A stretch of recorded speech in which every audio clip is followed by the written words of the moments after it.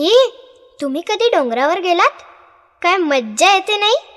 आणि वरून खाली पाहिलत ना तर सगळं कसं छोटं छोटं छोटं छोटं दिसतं. छोटी शेतं, छोटे रस्ते, छोट्या गायी, छोटी माणसं, सगळं कसं छोटं छोटं. थंडगार वारा, खळखळ खळखळ पळणारं पाणी, मोराचा दुरून येणारा आवाज, वेळूच्या बनात गुणगुणत फिरणारा वारा, सगळं किती सुखद.